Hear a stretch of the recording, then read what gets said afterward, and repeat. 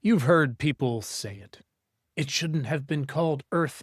It should have been called ocean. But it is simultaneously a planet of trees. As Richard Powers put it in the Overstory, we live in a world of trees, and humanity are the late arrivals. So how do we reconnect with trees to stop using them for toilet paper?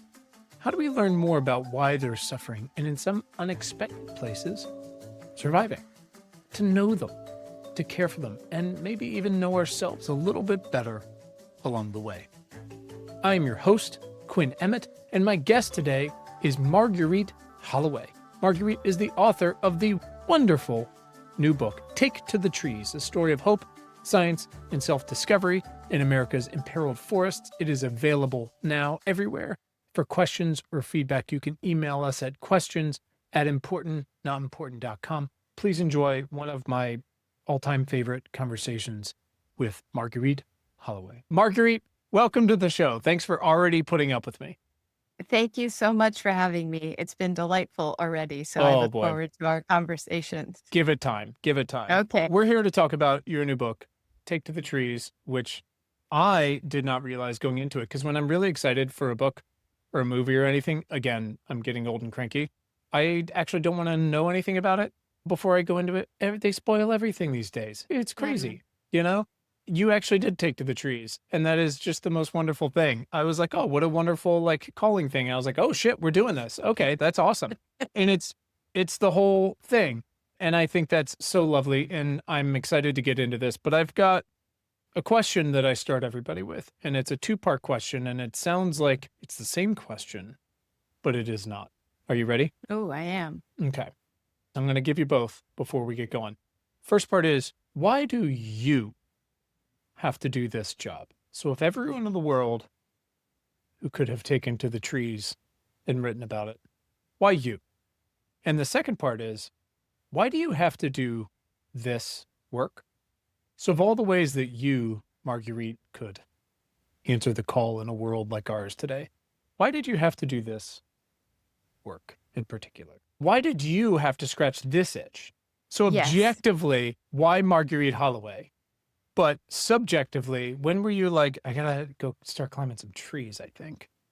Okay, so I'm going to start with the second part first, and Everybody then does. hopefully, because the first one is harder to answer, and Okay, hopefully it arises out of the second part. perfect. So this book began for me in several different ways. It began in some ways, although I didn't know it, right after my mother died in 2017. As I write about, she had dementia, and I was very much in charge of caring for her and taking care of her life. And that, for many people who've been through that, know that it involves going through people's things and taking care of finances and all of that. So I had done all that. I knew every paper in her apartment, I thought. After she died, I discovered that she had kept a tree journal. And it was this just beautiful journal that I didn't know anything about. For 11 years, she had written about her encounters with trees. She had written about their natural history. She had drawn them. She had included photographs. She had included leaves.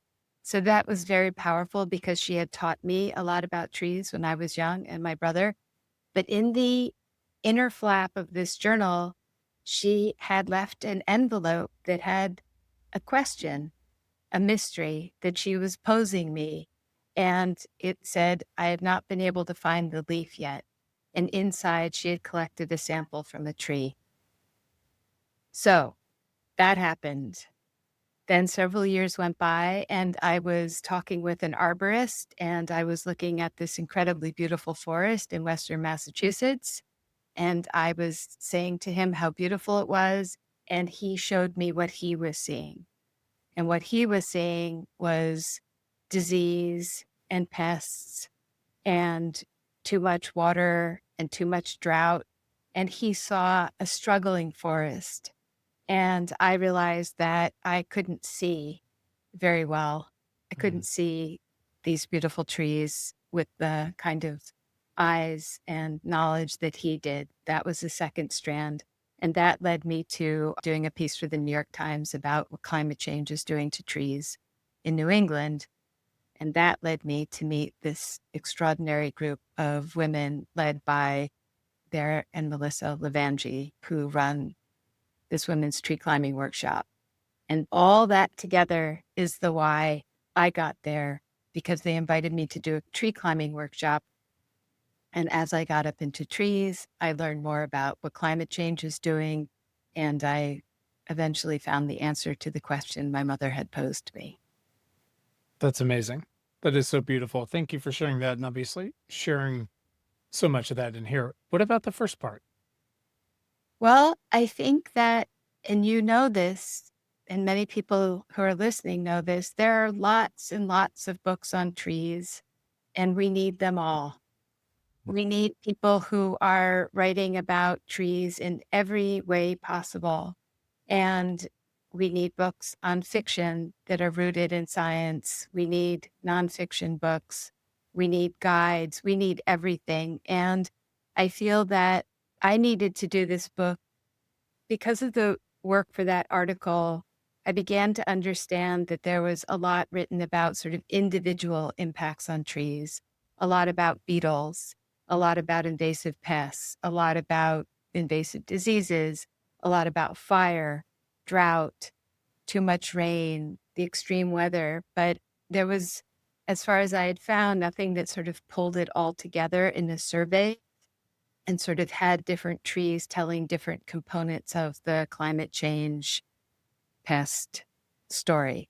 So maybe that's an answer to the question. It's a Is that an beautiful answer to answer the to it, which question? is like you looked around at everything that had been done. Like you said, we need all of it and every version of it. We need we talk about it all the time here, the kitchen sink approach to this stuff. And you kind of caught up with all of it, inserted yourself into it, and climbed up into the rafters and took this both incredibly grounded and personal view of it, but also an overview of all of these different pieces. Well, it is a wonderful addition. One of my favorite conversations I had is with a woman, another professor named Baranda Montgomery, and this is called Lessons from Plants. This is a few years Yeah. ago now. Don't even ask me what the year is, because who can know at this point, Marguerite? Beautiful conversation. One of those ones where you go like, I need everyone to read this and enjoy this. And also, how do I go and like audit this person's classes immediately? As long as I don't get graded. That's the key. That's the key. I still have those nightmares. Don't need that anymore. We don't do a whole lot of tell us your whole life story stuff. You put a decent amount of what was necessary for that in this book. But it is a very personal book. And so I do want to actually start both from the beginning and the end here. In your acknowledgments at the end, which I always love reading for some reason, probably because this is so hard. My wife is a screenwriter. She works extremely hard. She's been very successful. It takes not a village, it takes a metropolis for any of these things to happen. So I always appreciate that. In acknowledgments at the end, you mentioned how writing in the first person and writing about your family are new to you. You feel very exposed. Any of us do. More than ever, for I think a million of reasons, people are attracted to more personal reporting, more vulnerable reporting. And of course, this isn't simply a book about trees. It's about specific people. It's about you. It's so beautiful. The moment you wrote about this whole journey, climbing and using all the apparatus for the first time and how scared you were and what if it failed. And then you said, I was 2 feet off the ground. I was so in for a million reasons we can get into, but you end with a dedication to not only your husband and your kids and to your late brother. I'm so sorry for your loss. But you mentioned that he, and then to everyone, you said, to all the forces for good and care. Can you tell me a little bit about what that phrase means to you? Because it's clearly such a part of this book, but it's so specific. The people I met reporting this book, not just the women in the women's tree climbing workshop and the arborists and the many arborists outside of the workshop community I met, but all of the researchers, all of the people working for the Park Service, in research labs, for the Forest Service, all over the world. Everybody is trying to do good. People are trying to do right by things, and they're trying to do right by other people and by the larger world and by, I don't know, by the environment, sort of, that very general term, by trying to understand the world, see it clearly, and then care for it. I feel that is really not seen as clearly as it should be. And I've covered science most of my career. And there's this quality, I write about it in the book with regard specifically to trees and plants, but there's this quality of curiosity, of trying to understand the world to make it a better place that I think is shared by a lot of people who work in science, in research, and in the broader conservation community. And they try to treat people and the non-human natural world with deep respect. And so that was what I was trying to get at with that phrase. And that was very nice that you asked about that. It sticks with me. I have a number of friends who either are or recently were in service jobs throughout or associated with the federal government and USAID and science and all those different things. It's not the most glamorous work by any stretch, no matter what any part of it is. Do you get pretty good leave? Yeah, I'm jealous of that sometimes. I don't really get leave because it's just me and my dog. But most of them are there because they actually really give a shit about that specific job. Again, whether you are on the ground and just you're getting grants from the government and USAID, or you used to, or you're directly employed by them, whatever it is, it's a job of service. I have a very good friend who works in a lot of budget stuff and healthcare and things like that. And he's now worked for two Trump administrations and has a hard time saying that out loud. And he's one of those ones who, until they fire him, which I expect they will, he's staying to keep doing the fight. And I try to convince him to go private and have an easier time, whatever it might be. And he can't leave this job of service. And I think about those people when we talk about frontliners from COVID or whatever it might be, teachers, my kids' schools. And like you said, the folks in your book who are either and or arborists and any manner of scientists or part-timers or volunteers who just need to reconnect with the trees and want to say, I used to do this as a kid, why can't I do it? And they really do just care and then try to put good out and affect good. And I love your relentless focus on making sure those folks are highlighted here. This book has a very sort of Churchill quality to it. And they like, I'm going to tell you how it's going, which is not great, but also that there's so many people who refuse to give up and reasons to not give up. And I really love that. Oh, I'm really glad. I have a really specific question for you. Okay. Because I really completely and viscerally identified with it. Why do you think, and this is semi off track, so you're welcome. Why do you think you and I both became terrified of heights after becoming parents?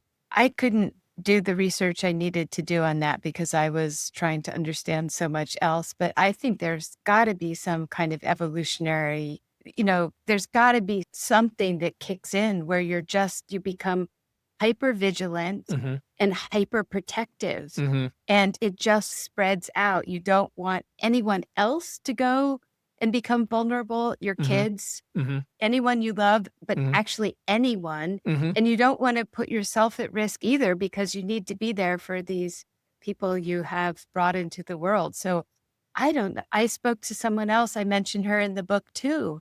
She also developed like this terror of heights after having kids. I was reading it and I was like, what? I'm not shamed by it. I'm not embarrassed by it. I'm not like private about it. I was literally talking to my wife about the other day. I'm just genuinely confused. Like, where the hell did this come from? I don't Yeah. understand. But it makes sense, doesn't Yeah. it? Oh, 100%. It's the same, I had a little bit of anxiety with flying for a while too. And I'm like, I know the math. I know how this works. Like, I know how safe it is. And I yell at my kids all the time about how dangerous driving is by comparison. And yet, but yeah, the height thing, I'm just like, this is ridiculous. Every time you just, that's why when you said I was 2 feet off the ground and then later, huge accomplishment, you're like, I'm 7 feet off the ground. I was like, this is amazing. But also that's kind of scary to me. What's happening? I know. And it's very funny that you've noticed that because that was my editor. I would write all this description. And he'd be like, but how high were you? And I was like, I was 2 feet off the ground. And then he would keep referring back to that. So that is very much his hand in sort of, really having that curiosity about where exactly I was, which, as you know, was not very high. I have to say also, I think this is in the book, but when I was very pregnant with my daughter, like just weeks before she arrived, I was late for a train and I was running across a campus with this scientist I had been interviewing. And I was going to miss the train if I didn't and there was not another for hours. And so I climbed over this huge chain link fence, very much taller than me. And she applauded me on. I had this huge belly, and it just cracks me up that my daughter was inside me. Mhm. I had no fear of heights at all, and I was very vulnerable. It was extremely dangerous and stupid because I Mhm. was climbing a chain link fence to end up on some tracks. Like train was coming in. And then a few weeks later, after she arrives, I'm just terrified. Scared of heights. But at the Yeah. same time, this is probably why we're still around. Like, we've had some close calls. There's been a few ice ages where like, there's not a whole lot of folks out there. It's ridiculous, but I so appreciated that. So again, thank you for making yourself vulnerable. And now I'm going to ask you to do it one more time because, again, we do the video of these, but obviously audio is so important to so many people, and they're driving around in their cars or their subway or washing their dishes, whatever. Do me a favor, and as best you can, because you do such a good job of it in the book, describe the Mohawk Preserve to me and for our listeners Mm. over audio. It does such a number on everyone. Why? It's like a magical place. It is this place that has deep history. It was a place that New Yorkers went to and that people sort of rode carriages through to see. It has these beautiful wide carriage trails to see nature. It has this incredible lake. It has these exposed rocks that are part of the Shawangunks that are vivid, like white against all of the green of the forest. It is just a very beautiful place. And it has meaning to me as I write about because I went there with my mother and my brother. But it also was in the hands of this family that was incredibly attuned to nature. And they recorded everything. They recorded when different flowers bloomed and when different creatures came, and they recorded the weather for decades. And this young scientist shows up there, and he's really interested in trees and understanding the history of trees, the stories told by trees in their tree rings. And because this family, the Smiley family, had kept these extraordinary records, he was able to sort of fact check his hypothesis about Mhm. the trees telling the story about the weather. And I just all these things come together in that place. Risk taking, people do a lot of rock climbing there, the attention to the natural world and to its rhythms, and, this emergence of a very important part of modern science and climate science, which was this work done by this dendrochronologist that led us to really understand drought all Mhm. across the country and the world in a new way. That's amazing. I really appreciate it. And what I really take out of it, and I thought about this, and you connected the dots on these two a little bit. Obviously, there's always this, hippie thing that I love where they're like, we shouldn't have called it Earth. We should have called it ocean or trees or whatever, right? You have a quote early in the book about how, from our typical vantage point, now that we are out of the trees, we don't see this entire world living in the trees, the whole ecosystem and all the sub ecosystems that comprise it and mix it up. And it made me think about, and we've done a number of conversations with this about how little we know about the ocean, how little of it we have mapped, and how being out of sight turns out like very much out of mind. I had on twice now Deep Sea Dawn, Dr. Dawn Wright, and she works with Esri on mapping the ocean. And she's now the first Black woman to go to the bottom of the Challenger Deep. And we talked a lot about, what she sees even at that depth, how the ocean has absorbed most of our historical emissions, and we've totally taken it for granted, if you even know that. And you talk about how the Northeast is heating up on land because of how much the ocean has heated up in the Atlantic. Even though it's so much water, it's hard to explain how difficult it is for all that to heat up.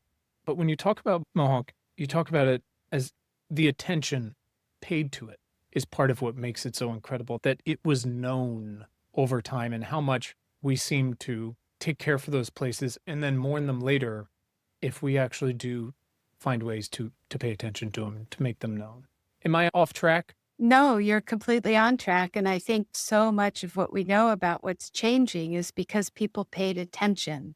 They recorded the changing seasons, they recorded the arrival of spring or the migrations. And so we can compare what's happening today with some of these historical records. And that is an incredible gift, but it also is absolutely critical to our understanding about what's changing, what the impacts are, how fast it's changing.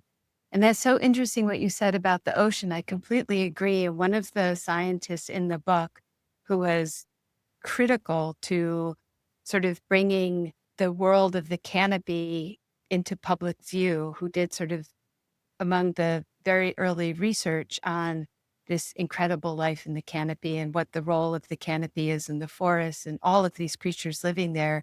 She spoke about getting up in the canopy as like she compares it to when people were able to start getting down in the ocean, Mhm. because you're just suddenly seeing a world that most people don't have access to. And as you Mhm. pointed out, don't see, out of sight, out of mind.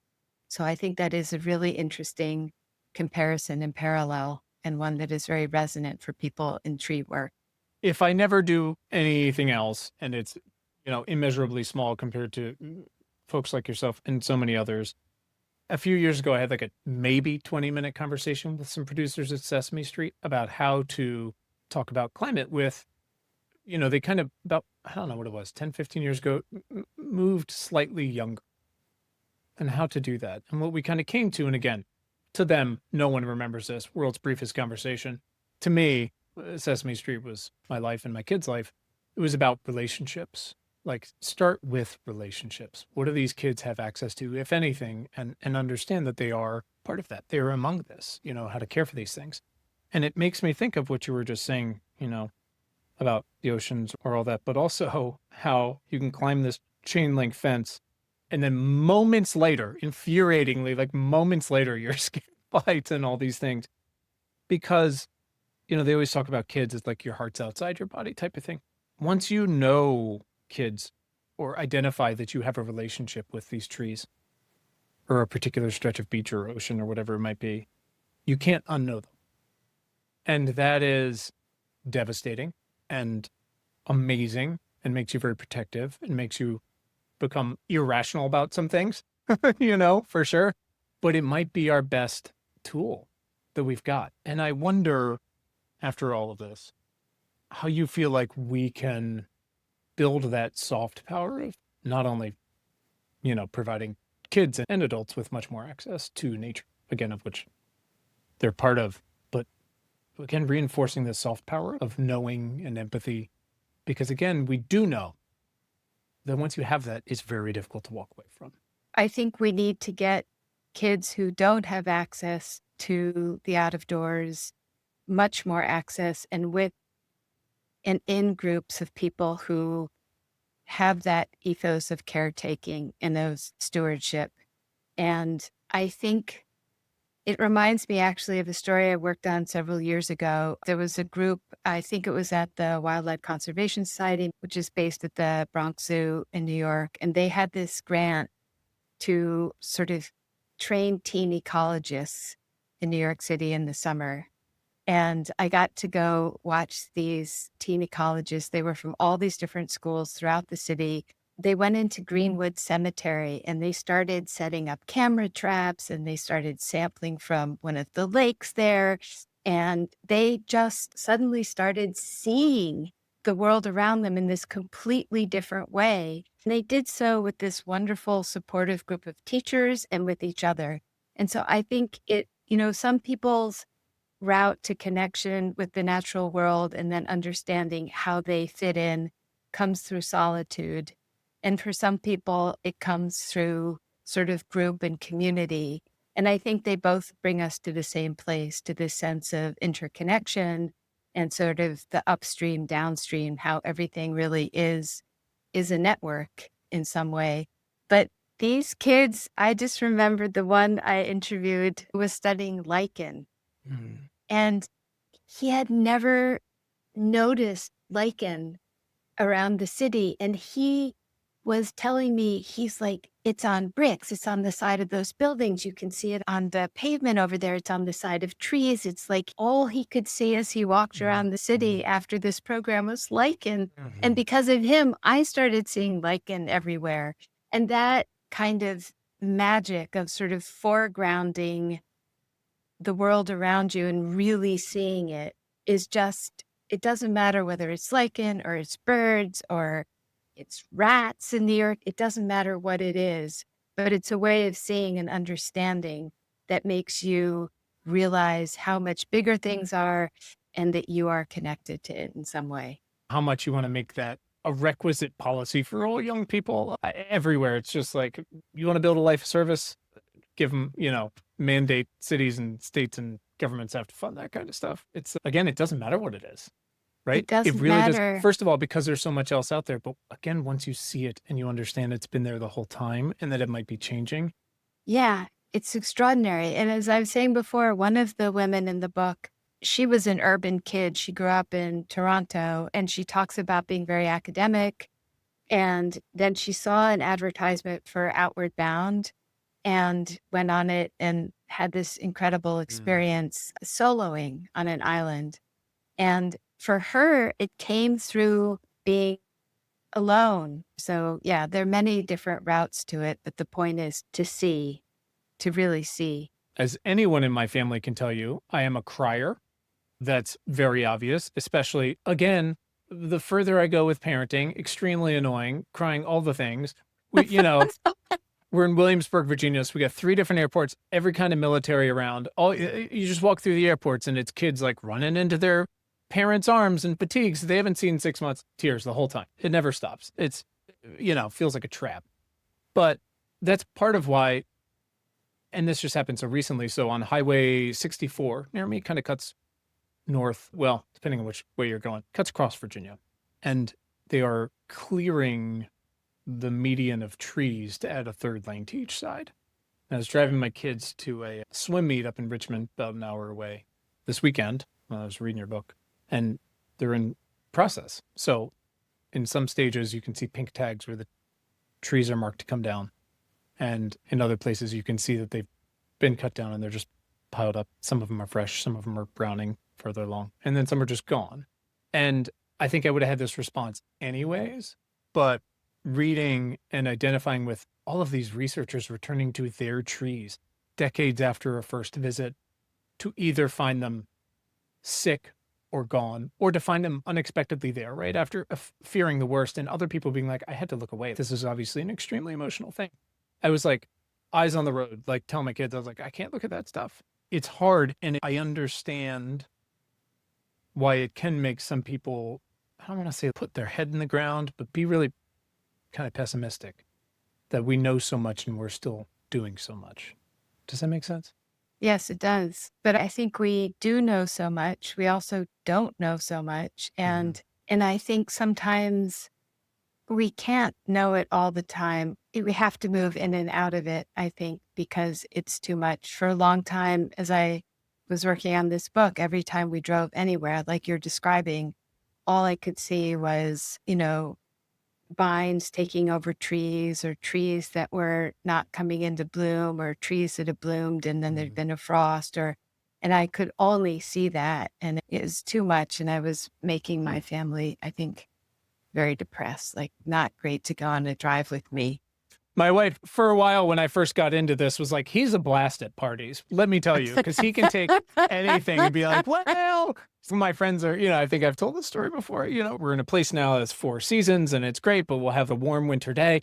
And you hear people going, oh, this is so nice. What a warm winter day. And I'm like, don't fucking ruin it for them. They're having a nice time. Don't do the things you always anything. do. Like, both things can be true, but lay off for a minute.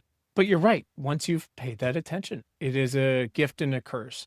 And it's important, and it can be indescribably infuriating to be forced now to see loss everywhere because we know so much. And there are people who have paid attention and still, make the money decision, whatever it might be. But I have to believe there's more of us on the other side. I want to talk about, because like you said, there is so much happening and there's so much we do know and there's so much we don't. And what I love, there's so many layers, like your personal story, literally as you're moving feet up the tree, and everyone else's, and this amazing training school, which I want to go to. I'm not allowed to go to. No, you can. It's Great. expanding. It's I'm in. all gender, and you should go. The odds of me getting 2 feet off the ground or more are slim, but we'll see. Yeah. I'll send one of my kids there. You've got this section in there because you split it up in parts into specific trees, which I love is great. Again, this overview, but these little deep dives with, these uniting parts. And you wrote about beech trees, which generally surround my house here in Virginia. But instead of just focusing on this specific leaf disease parts, there's a quote that stuck out to me that I think both is the most maybe realistic way to describe a lot of just scientific progress, for better or worse, which progress doesn't always necessarily mean positive. To me, it just means like the uncovering of the laws that are out there and theories and such. After some biologists discovered this dying tree, and forgive me for a sec, you wrote, they said, at that point, we didn't even know what to call it. So let's call it beech leaf disease, just for lack of imagination. Nobody had ever seen anything like that before anywhere. So that was really cool and concerning and disconcerting. And later you said, beech leaf disease is such a new phenomenon that the science is unfolding in real time. We don't know where it's coming from, much less how to fight it. And again, you said beech trees are these potential climate stalwarts, possibly able to fill in some gaps in new but different forests, but they can't do that if they're also struggling and dying too. How do we approach the need to address problems that are happening in real time without an inkling of even where it's starting or how it's happening? How do we most constructively come at that? We talk to people about climate problems all the time. And one of my big things is generally we know what we need to know and we have the tools we need to do a lot of mitigation. But in some cases, stuff like this, we don't know. So how do we most constructively approach that sort of thing? Well, there are a couple of different things. One, you keep funding research on things like this so that scientists can understand where it came from and so that they have the resources to study it with the passion that they have and identify perhaps trees or forests that are doing okay despite all of these assaults. And that is something that I write about in the book, but there are researchers and many who have identified trees that have made it through waves of disease or infestation, these lingering trees that we're just really beginning to understand and identify. And there's this whole team of people looking at that. And so I think we really need to support research. There is a big community of people who have devoted their lives to really understanding invasive pests and diseases and to trying to figure out strategies and policies by which they could be identified rapidly. And I don't know, nobody I think would say that we could control that immediately, but we could at least be prepared and we could try to do some initial control in a much better, faster, more nimble way than we have in the past. And, those policies, there are groups that have done brilliant work on this, and those policies could be supported, again, with research funding and other support. I think one thing that I've learned over and over again reporting this book is that trees that have resilience and forests that have diversity seem to do a lot better than obviously monocultures that get wiped out. And I think that's something that we need to increasingly recognize.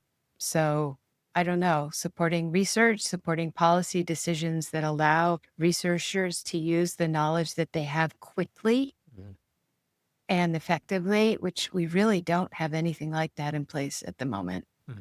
That researcher who you quoted, who said beech leaf disease, he's had a really interesting idea that he published about, I think a couple of years ago, about having sort of like a rapid response unit.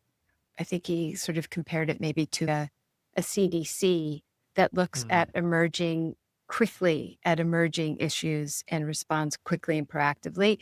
And, that takes resources.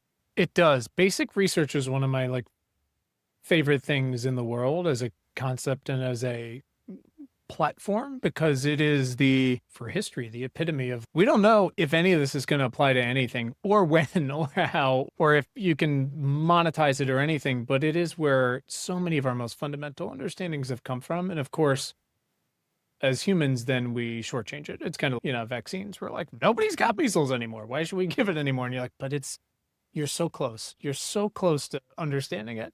And your description of focusing on the trees that are resilient, it reminds me of maybe you're not as obnoxiously online as some of us. There's a meme that goes around and it's a picture of it's like a World War II era, like B-2 kind of bomber. It's just a diagram and it's got a ton of red bullet holes all over it. And it's a picture of a plane that made it back, right? And the casualty rate of these planes was just horrendous. And there's some people who argue, okay, we obviously need to look at this plane that made it back and plug up all these bullet holes. And everybody else goes, no, you need to look at the parts where there aren't bullet holes, because those are probably how the other planes that did go down went down. And we need to find out where the weaknesses are, but also that some of these are survivors, and like, what are the places to protect and what can we learn from these ones that, again, on the surface at the beginning are inexplicably resilient. Yeah. And there might be some basic research stuff, like you said, just pure diversity. I mean, nature does not really do like monoculture, which is why so much of the rewilding movement has become so understandably popular, which is you can't just plant a forest of ash, right? That's not how it works or how it does best. It makes sense, right? I mean, CDC, of course, disease is complicated. This stuff isn't usually one-to-one.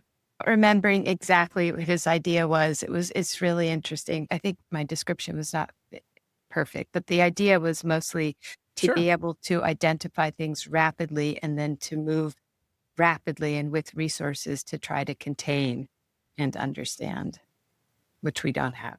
This is one of those jobs, whether it's real or not yet, that I really wish I was smarter so that I could just do that job. Not because it'd be easier, but because I feel like I would be doing something intangible. Like, how great would it be to be on like the EMT squad for trees?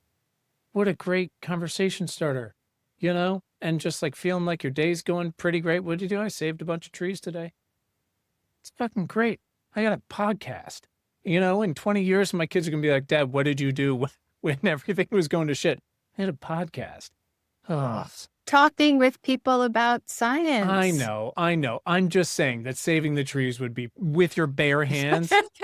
Come on. Don't give me that. That's a better gig. Amazing. I don't want to keep you too long because you got a lot going on. I don't know if you know literally anything about everything here. This started off as a tiny little newsletter. Now we're in this podcast. We've got various newsletters and we built this whole app, and it's called What Can I Do? .earth. And it exists because it turns out most people come to us asking, what can I do? And when you join the newsletter, at least, you get this little automatic email that says, why are you here? And man, the wealth and diversity of stories we get from folks like yourself or people with $2 or artists or third grade teachers or grandparents, it doesn't matter. People who run a college endowment, grandparents. And a lot of them will share their stories, and it could be one line or a paragraph. They're really excited about solar and whatever, or they care about the ocean, or they lost someone to COVID, whatever. The point is, we try to really, as much as we can, angle our work towards helping them answer that question as efficiently and economically and realistically as they can. And that's part of what the app is designed to do. Is you don't have to listen to this whole conversation if you don't want to, or read 3,000 words. Like, if you're just spinning out in the middle of the night, or you're excited to contribute to something in some way, that's what it's there for, a couple bucks. Either way, we try to work all of our work around this. And we generally group it into, what can I do? How can someone help with their voice, their dollar, to volunteer or organize, to get educated, just to learn, to teach, or to be heard by the representatives?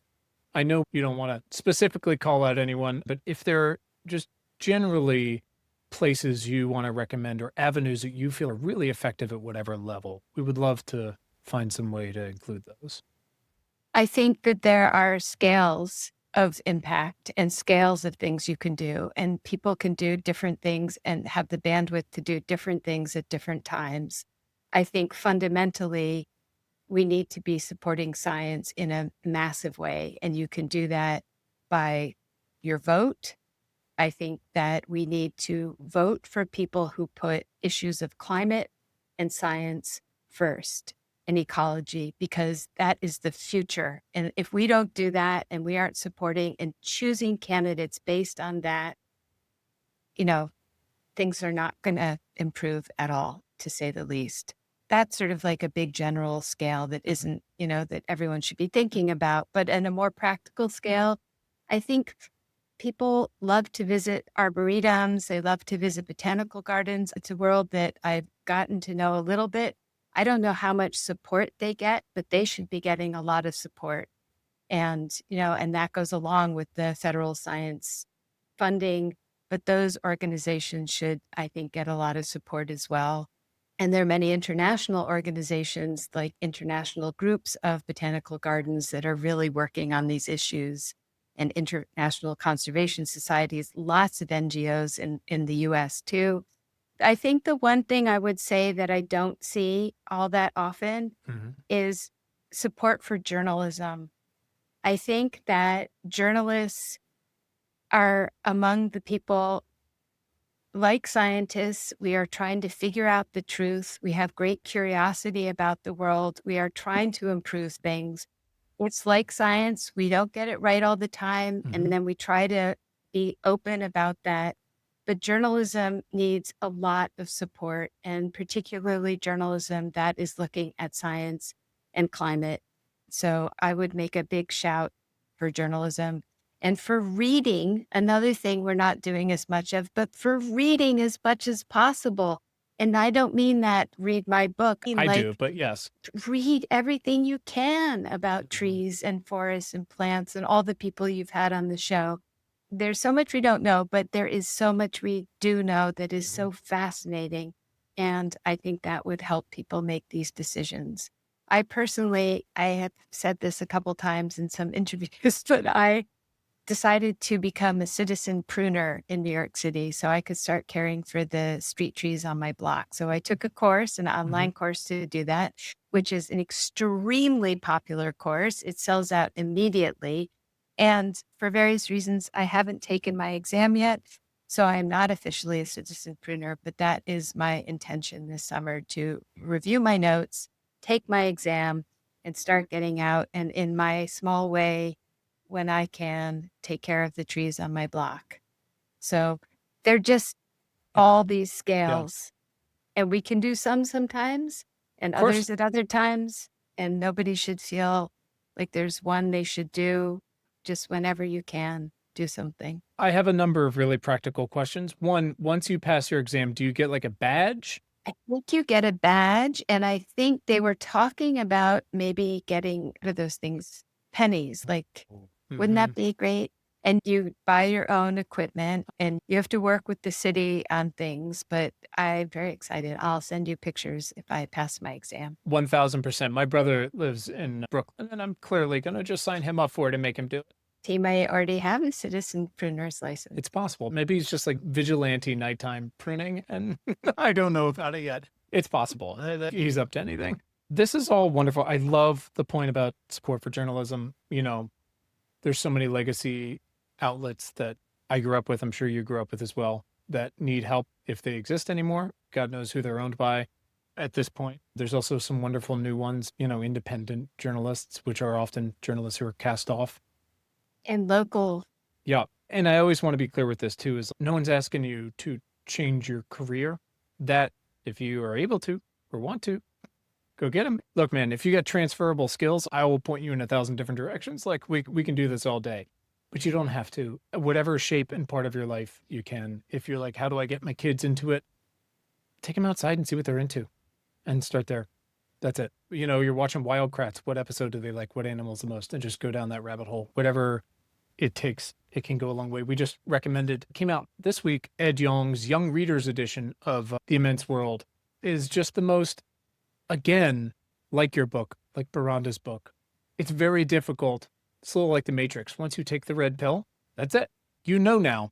And it's very difficult to separate yourself from Yeah. that in a spiritual way and a pragmatic way, but also in an ecosystem. You realize, oh, I'm not going to choose to be part of this thing. Like I am, and I've been ignoring it or naive to it. Yeah. And now I have to do this because I see it everywhere. See the legend Yeah. everywhere. Right. Yeah. He's extraordinary. Oh my He's, God. Yeah. yeah. He is, He's, he is just a remarkable, credible force for good and care in the world. there you go. That feels like a wonderful place to bring it on around. In all of your free time, what is a book you've read in the past year or so that's awesome? Could be fiction, nonfiction, could be about trees or, unicorns, doesn't matter. or something that's changed your thinking? I just read Foster at the recommendation of a former student, and I thought that was incredibly beautiful. Mm-hmm. I love that. I also read The Sentence. I love that. I haven't read a lot in the last bunch of months for a whole variety of reasons, professional and personal, but I very much look forward to getting back to that. But Foster, because I chose actually, The Sentence has a list of novellas in the back Oh, that are interesting. recommended by the bookstore. And I started thinking that maybe that was how I could get back to reading more. And Foster was incredibly beautiful. I love that. Incredibly beautiful. There is nothing like looking forward to getting in bed and reading. Every night, I get in bed and pick up my book and go, why didn't I do this an hour ago? And my children are like, it's 7:30, old man. And I'm like, sorry.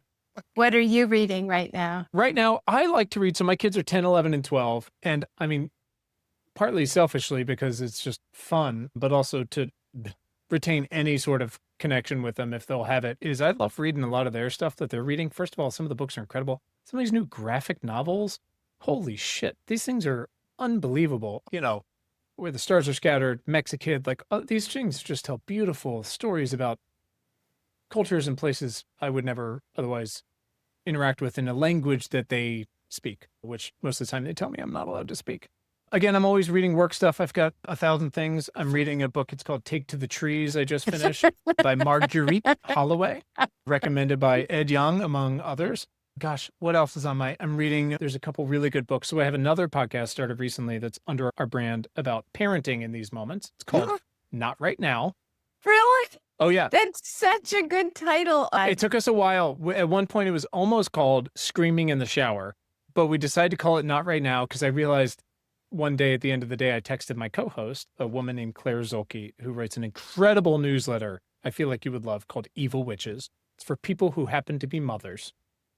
And I'll send you some of my favorite pieces from her. They're amazing. Oh, thank you. But we realized like that's the thing we say to our children most often is not right now. But also you say to the world when you're actually trying to be a present parent. Like you get a notification, they're like, democracy's over. You're like, can I get a minute? Like I'm trying for one moment to have dinner with my family. So, but we're trying to do it. It's not an advice show. It is a commiseration, like we're all going through it show. It is for everybody basically except anti-vaxxers. That's the gist. And if we radicalize you into using our app, great. But most of the time, that's what it is. So anyways, what the hell was I saying? I was talking to her about something, a book, and reading to my kids. I don't remember. Nothing matters. This is my life as a dad. Nothing exists. I don't know. I've got some other stuff. What was I reading? I'm just looking at my bookshelf right now. New books about like puberty and adolescence, which are very interesting. They're really good. They're like, hey, here's how it's actually changed in like the 400 years since you were an adolescent, which is like biologically, but also all the other stuff. Because again, cool. You know, they think I'm a corpse. So Marguerite, this has been so wonderful. Where else can people follow your work besides buying your book? I have a website, margueriteholloway.com, and I have links to some of my stories there. Okay. And events and things. And I'm going to start, I think, writing more shorter pieces, and they'll probably end up there or linked to from there. Yeah. Beautiful. Yeah. Perfect. I love it. Very concise plan. This has been so lovely. Thank you so much for this really book fun, and letting so much of yourself be known in this, which is hard to do and can be uncomfortable. I really appreciate it. That's it. You can read our critically acclaimed newsletter and get notified about new podcast conversations at importantnotimportant.com. Thanks so much for listening, and thanks for giving a shit.